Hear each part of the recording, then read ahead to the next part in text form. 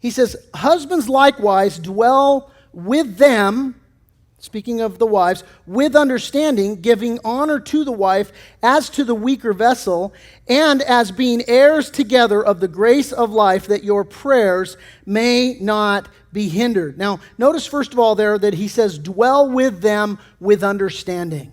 Now, this speaks of a unity and a oneness. The idea is that you're to be, companions, not roommates, okay? Now, some of you guys, you understand, before you were married, you had a roommate, right? And, some had good roommates, some had bad roommates, You have the same address, you have the same mailbox, you have the same refrigerator, you have the same bathroom, maybe even hang out together, but mostly you each did your own thing, right? And so, what does that mean? Well, as roommates, you had your own checkbook, your own bills, your own car, your own friends, your own schedule. Dwelling with the wife should look different than that. Some of you, it doesn't. You have separate checkbooks. You have separate schedules. You're more like roommates than you are husband and wife. Dwelling with your wife is supposed to be different. It means that you're to share your entire life. It means that you're to invest in the relationship. It means that you're to give it priority. It's just where you talk about your hopes and you talk about your dreams. Now, will you notice that Peter says that we're to do that with understanding?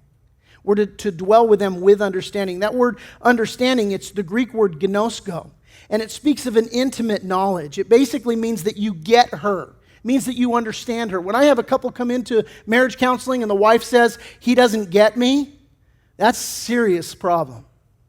And so you need to get her. You need to understand her. That word understanding, it literally means seeking to know, an inquiry, an investigation. Let me say that again.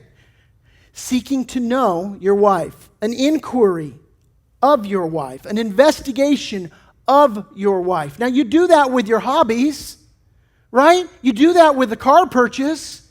It's like, this is the specs and this is who designed it. And you do that with your sports teams. These are the stats, and I'm going to put my fantasy football league team together, and this guy and that guy, and you investigate that, right? Some of you guys are like, you're not good. Come on, you're giving my wife too much information right now. Here's the deal. Seeking to know, an inquiry, an investigation. Your wife is sitting next to you saying, hallelujah. You need to be able to become a student of your wife in the sense that, hey, what are her fears? What are her hopes? What are her failures?